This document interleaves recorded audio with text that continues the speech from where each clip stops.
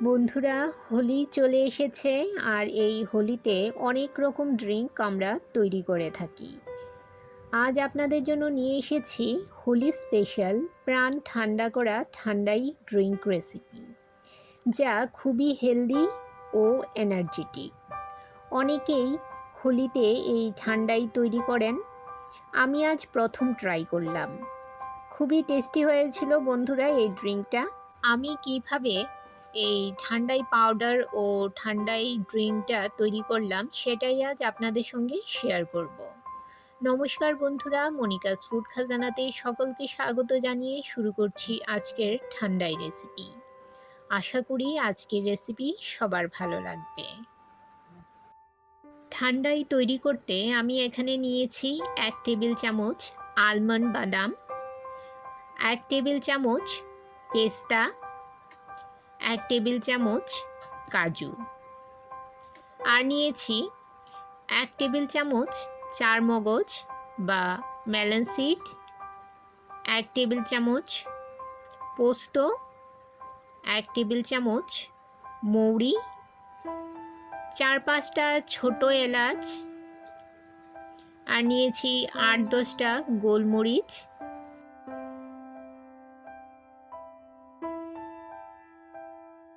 কিছু গোলাপের পাপড়ি নিয়েছি, আর নিয়েছি 1 পিঞ্চ কেশর, একটা জায়ফল নিয়েছি। জায়ফলের পুরোটা আমি ব্যবহার করব না, সামান্য ঘষে সামান্য পাউডার ব্যবহার করব। ঠান্ডাই পাউডার তৈরি করার সমস্ত উপকরণগুলো নিয়ে নিলাম। এই উপকরণগুলো অবশ্যই লাগবে। এবারে গ্যাসের চুলায় একটা কড়াই বসিয়ে সমস্ত উপকরণগুলো ভেজে নেব।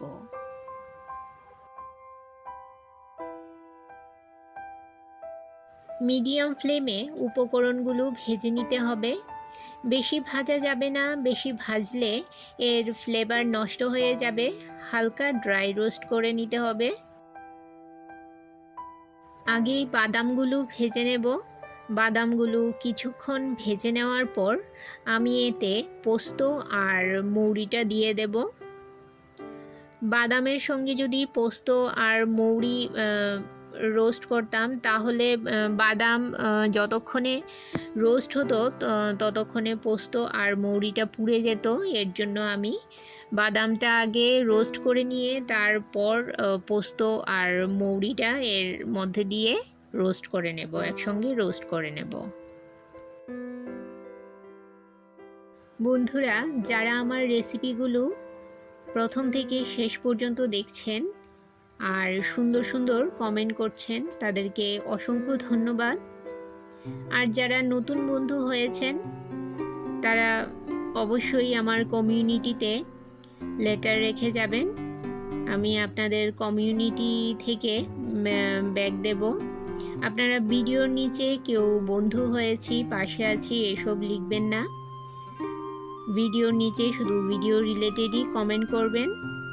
আমার রেসিপিগুলো যদি আপনাদের ভালো লেগে থাকে, লাইক, কমেন্ট ও সাবস্ক্রাইব করে আমার পাশে থাকবেন বন্ধুরা। সমস্ত উপকরণগুলো হালকা রোস্ট করে নিয়ে গ্যাসের ফ্লেম বন্ধ করে দেব।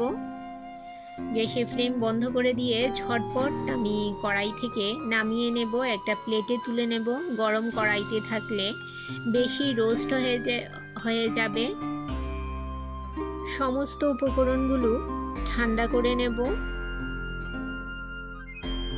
বাদামগুলো ঠান্ডা হয়ে গেছে বন্ধুরা। এবারে একটা মিক্সি জারে বাদামগুলো নিয়ে আমি এর মধ্যে একটা জায়ফল সামান্য একটু ঘষে জায়ফলের পাউডার দিয়ে দেব।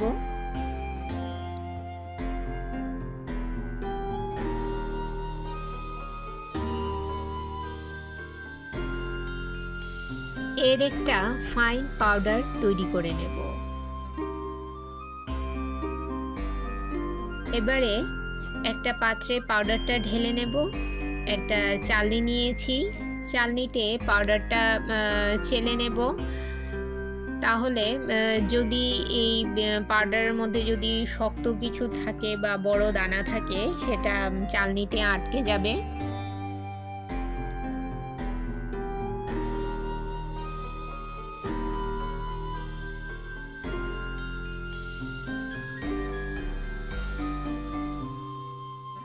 ঠান্ডাই পাউডার তৈরি হয়ে গেছে বন্ধুরা।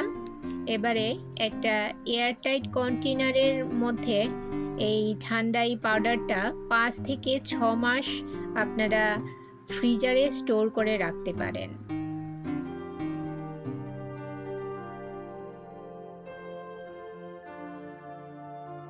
এবারে ঠান্ডাই তৈরি করে নেব।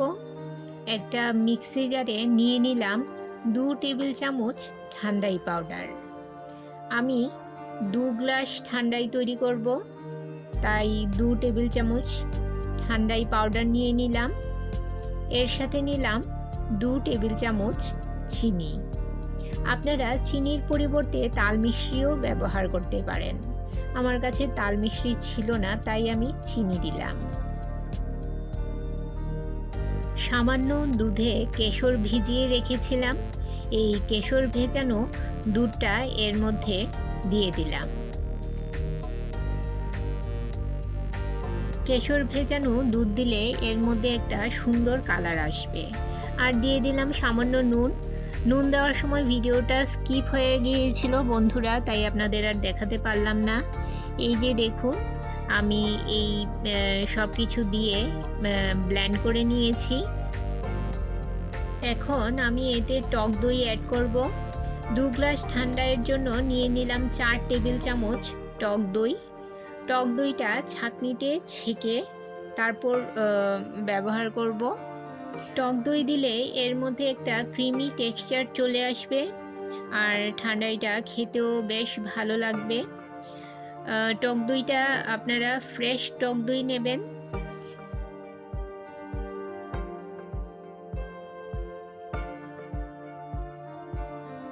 টক দইটা এই মিক্সচারের মধ্যে ভালো করে মিশিয়ে নেব।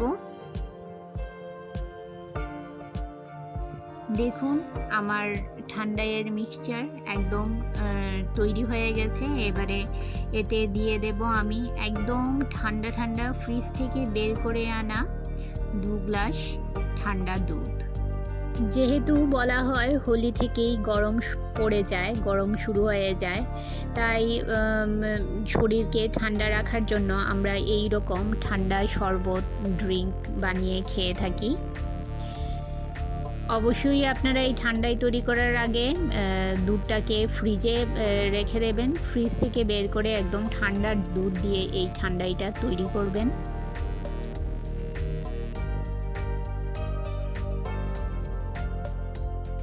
দুটো কাচের গ্লাসে ঠান্ডাই সার্ভ করে নেব। হোলির দিনে এই রকম একটা হেলদি ড্রিঙ্ক আপনারা তৈরি করে নিতে পারেন। ভীষণ টেস্টি হয় বন্ধুরা। আমি আজ প্রথম ট্রাই করলাম, খুবই ভালো লাগলো। আপনারাও একবার বাড়িতে অবশ্যই ট্রাই করে দেখবেন। আশা করি আপনাদেরও ভালো লাগবে। এখন উপর থেকে কিছু পেস্তা কুচি আর গোলাপের পাপড়ি ছড়িয়ে দিলাম। দেখুন বন্ধুরা, কতটা সুন্দর লাগছে দেখতে। আমার হেলদি এনার্জেটিক ঠান্ডাই রেসিপি তৈরি হয়ে গেছে। তাহলে বন্ধুরা, আজকে এই পর্যন্তই। আবার দেখা হবে আরেকটি নতুন ভিডিওতে নতুন রেসিপি নিয়ে। সবাই ভালো থাকবেন, সুস্থ থাকবেন।